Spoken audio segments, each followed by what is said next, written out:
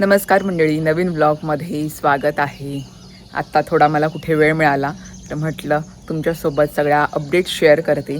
परी खाली झोपलेली आहे, म्हटलं वरती येते. मस्त वातावरण झालं आहे, पाऊस पडायला सुरुवात झालेली आहे फायनली. तर वातावरण छान वाटते, बघू शकताय. परिसर हळूहळू थोडासा हिरवा हिरवा व्हायला सुरुवात झालेली आहे.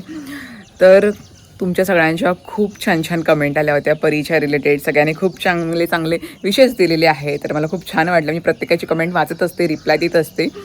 जर काही कमेंटना रिप्लाय द्यायचा वेळ झाला तर जरा समजून घ्या. जसा वेळ मिळेल तसं मी अपडेट करत राहते, म्हणजे रिप्लायसुद्धा देते. आणि बऱ्याच जणांच्या कमेंट होत्या की तुझी नॉर्मल डिलिव्हरी झाली की सी सेक्शन झालं, तर त्याच रिलेटेड त्याचीच मला अपडेट द्यायची आहे तुम्हाला. तर म्हटलं वरती जाते, जरा आरामात तुमच्यासोबत सगळ्या गोष्टी शेअर करते की त्या दिवशी डिलिव्हरीच्या दिवशी काय झालं.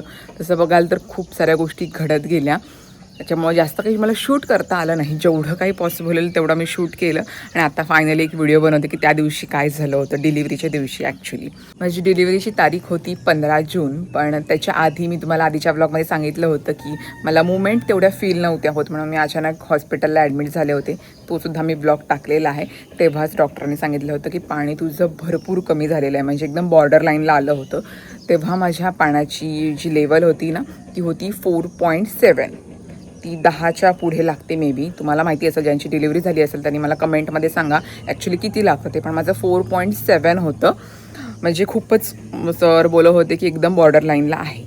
तर मग सर बोलले जर तुला काही वाटलं तर लगेच तू ॲडमिट व्हायला आहे. आणि सरांनी मला सांगितलं होतं की 7 तारखेला तू ये ॲडमिट व्हायला, जास्त वेळ घरी राहू नको. आणि तेव्हापासूनच मला जशा नेहमीसारख्या हालचाली होत्या तेवढ्या अशा स्ट्रॉंग जाणवत नव्हत्या. पण ते कसे पूर्ण दिवस झाल्यानंतर थोडीशी जागा कमी असते, त्याच्यामुळे हालचाल थोड्या कमी जाणवतात.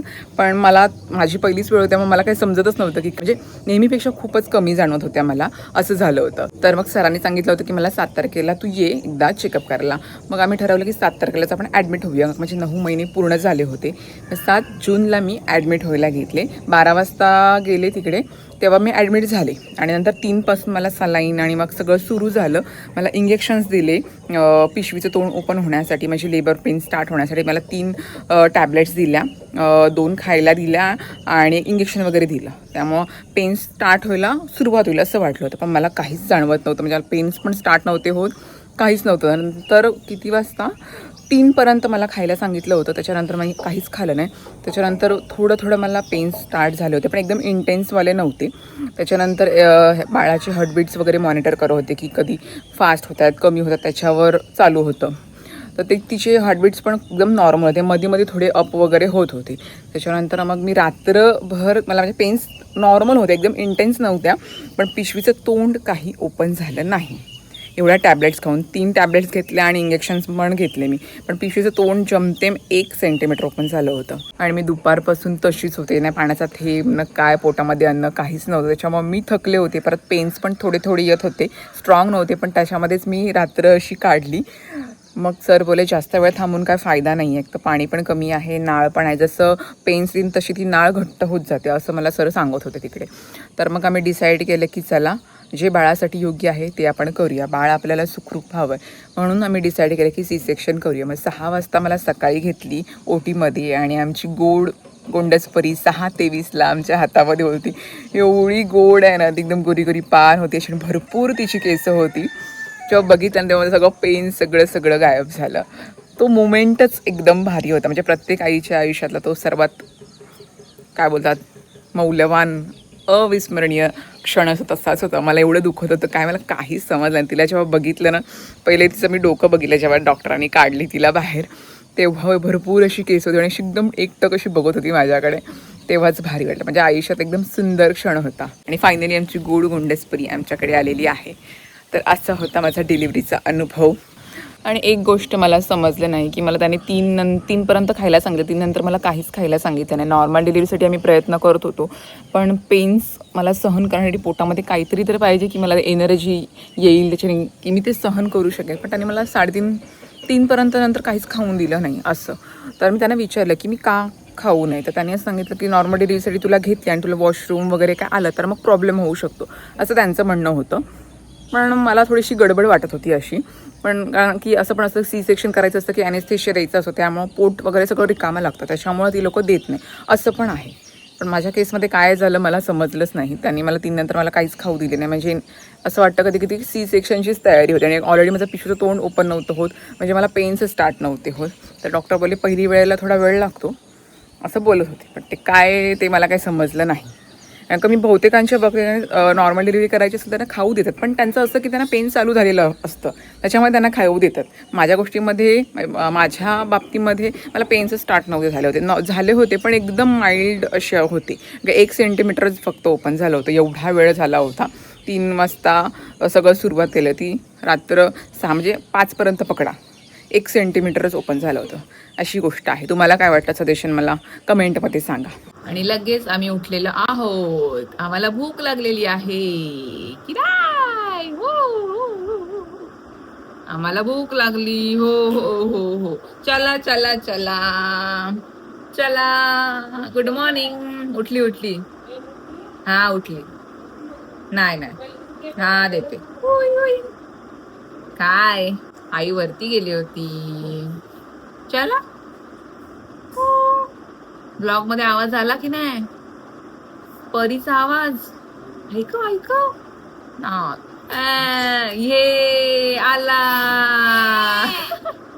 आणि तुमच्या बऱ्याच जणांच्या कमेंट येत होत्या मला की तू काहीच अपडेट करत नाहीयेस, ब्लॉग येत नाहीयेत.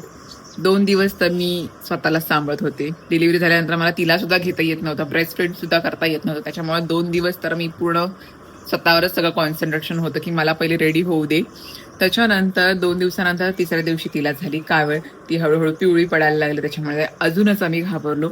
डॉक्टर बोलले होतच बोलते, जन्माला आल्यानंतर थोडंफार होतेच, पण आमची पहिली वेळ आहे त्यामुळे आम्हाला थोडी भीती वाटायला लागली की काय होते. आणि एकतर आमचं वजन आहे थोडंसं कमी, त्याच्यामुळे ती जास्त चिडचिड करायला लागली होती.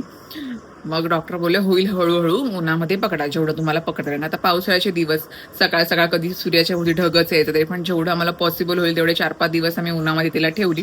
थोडी हळूहळू कमी व्हायला लागली. मग डॉक्टरांनी इंजेक्शन वगैरे दिले, आता बरी आहे बऱ्यापैकी. पण तिचं अजून रुटीन सेट झालं नाहीये.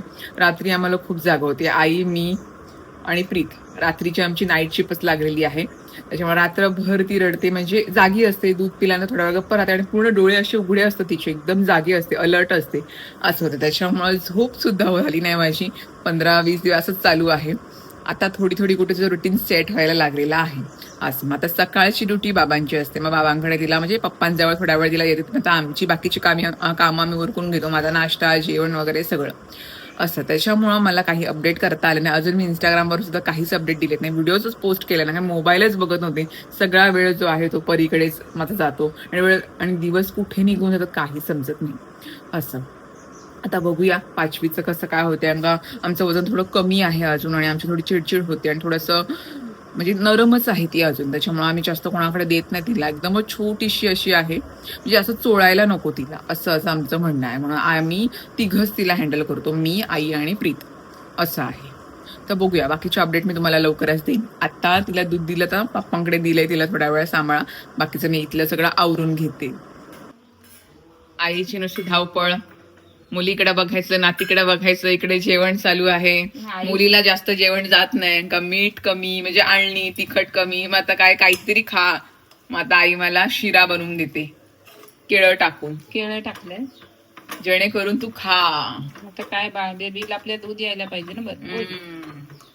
असं चालू आहे. या आणि माझं पण असं आहे की मला प्रसादासारखा शिरा आवडतो.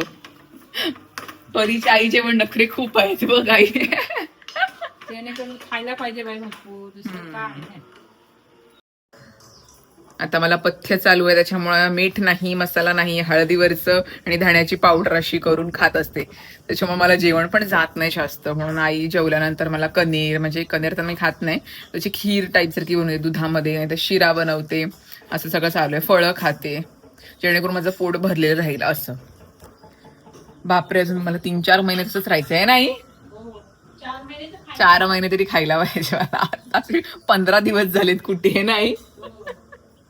आणि भरपूर पाणी प्यायला सांगितलंय, 4 लिटर तरी पाणी गेलं पाहिजे पोटामध्ये. आणि आपण आजकालच्या मुली पाणी कमी पितो, हा आपला मेन ड्रॉबॅक आहे. पाणी आपण कमी पितो, पाण्यावरच सगळं आहे. हवा सुटले मस्त, थंड, त्याला बरं वाटतं. वातावरण थंडावा आलाय हवेमध्ये जरा, त्याच्यामुळे बरे सगळे रिलॅक्स झालेत एकदम.